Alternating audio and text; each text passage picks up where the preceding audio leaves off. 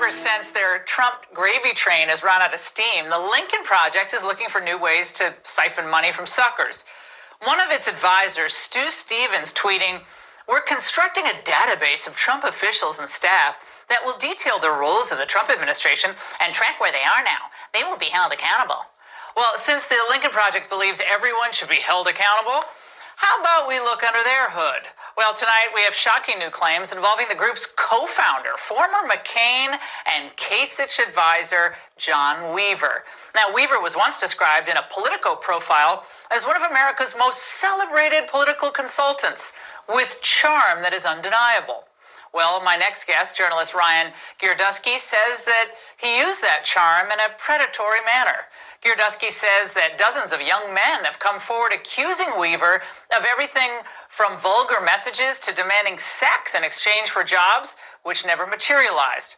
Ryan Girdusky, author of the book They're Not Listening, joins me now. Ryan, this is something that you've been researching for several months now. These are allegations. We can't pass judgment on them, but how did they come to light?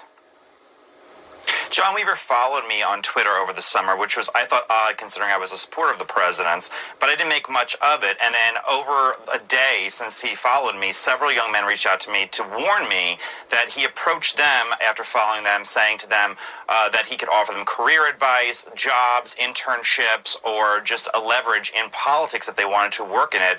And then suddenly switched the conversation to a sexual manner, asking what their sexual preferences were, what their body types were, how their body was, in a kind of a disgusting manner. I pursued the story for several months, and young men didn't want to come up and have the retribution of John Weaver and the Lincoln Project, so they wouldn't come forward, and I needed at least one person on the record. So over the weekend, I tweeted that this story was out there, that a member of the Lincoln Project was approaching young men for sex in exchange for work, and young men started coming forward on their own very bravely. And since the weekend, dozens of young men have both come out publicly on their own social media accounts saying John Weaver approached them, or messaged me privately saying that John Weaver approached them in some sexual manner, offering them either career advice. He especially was predatory towards young men on election Twitter and young men from his alma mater at UT Texas at Austin.